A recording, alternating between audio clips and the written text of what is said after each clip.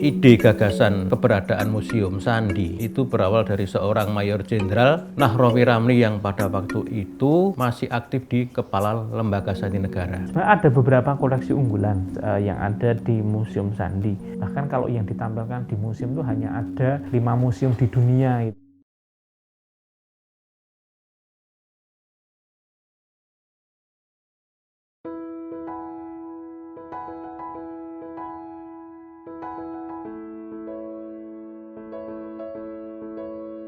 Berbicara mengenai sejarah kantor Sandi di Yogyakarta, memang hampir semuanya itu berlokasi di Kota Baru, gitu kan. Termasuk Museum Sandi sendiri dulu sebagai kantor Kementerian Luar Negeri. Nah, ceritanya tadi habis mendapatkan mandat tersebut, gitu kan, itu kemudian mendapatkan tempat ya di sebuah kamar yang dulu jadi satu dengan kediaman Kolonel Zulkifli Lubis, gitu kan. Kalau yang kita kenal, Kolonel Zulkifli Lubis itu adalah Bapak Intelijen. Nah, itu di Jalan Batanawarsa nomor 4A, ya 4B, gitu kan. Itu kalau sekarang ya menjadi Jalan Iden Nyoman Oka dan posisinya di seberang Monumen Sanapati tadi. Ya, jadi kenapa Monumen Sanata Paroksata Baru itu dibangun di situ? Karena dulu kantor awalnya itu di situ.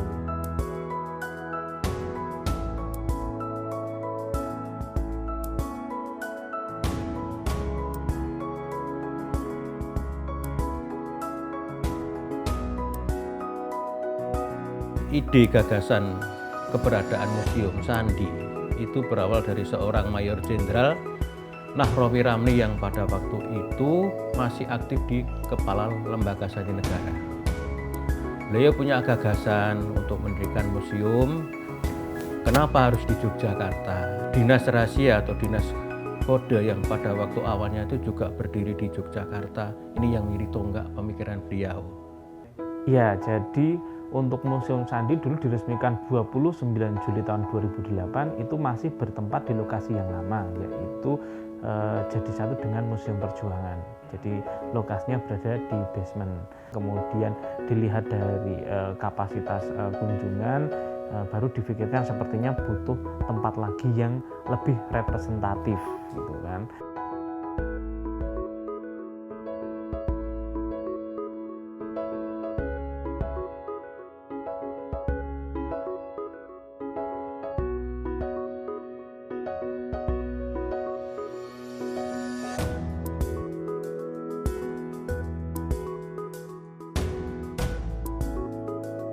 Ada beberapa koleksi unggulan, Mas, yang ada di Museum Sandi.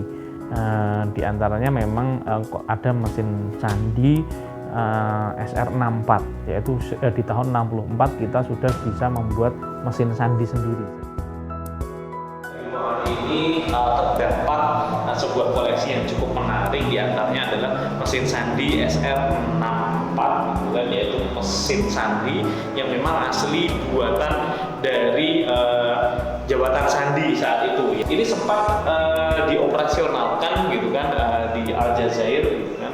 Dan saat ini mesin ini menjadi koleksi di Museum Sandi. Kemudian pengembangan dari SR64 ini ada SR70B, ini juga buatan dari Jabatan Sandi saat itu.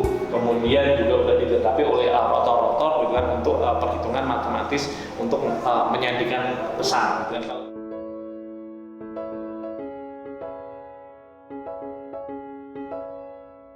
Ini sebagai contoh bahwa alat ini ada di ruangan ini dipasang adalah alat pendeteksi, gitu kan, alat deteksi. Jadi kalau ada gerakan ataupun mungkin ada pergerakan atau ada sesuatu, gitu kan, yang lewat ini bisa terdeteksi, dan kemudian biasanya itu akan muncul, gitu kan, muncul di sebuah layar di mana asal insiden itu berada. Sebenarnya itu lebih kepada edukasi bahwa ketika kita mempunyai sensor-sensor itu dapat kita manfaatkan untuk mendeteksi serangan atau kita memasuki ruangan di diorama Rumah Sandi Dukung.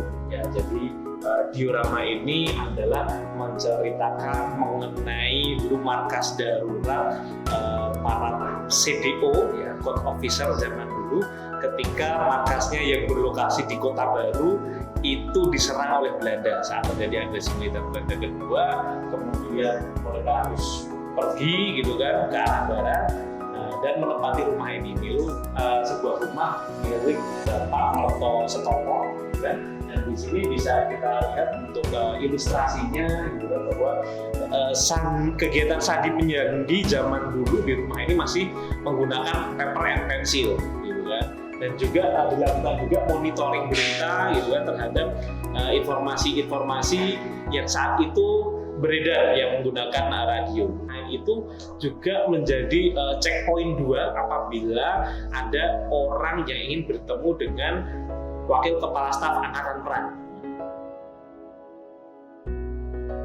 Itu ada mesin sandi yang namanya mesin sandi T-Sec. Itu adalah mesin sandi yang dulu digunakan oleh pemberontak di Timor Leste, ya, oleh Fretilin. Namun ternyata mesin sandi tersebut adalah buatan dari Amerika, ya, bukan dari NSA, National Security Agency. Itu juga ada, gitu kan. Dan itu di dunia hanya ada beberapa unit, gitu kan. Bahkan kalau yang ditampilkan di museum itu hanya ada 5 museum di dunia, gitu kan, mesin sandi tersebut, gitu kan, yang ditampilkan. 2 ada di Belanda, yang lain ada di Amerika, salah satunya ada di Museum Sandi.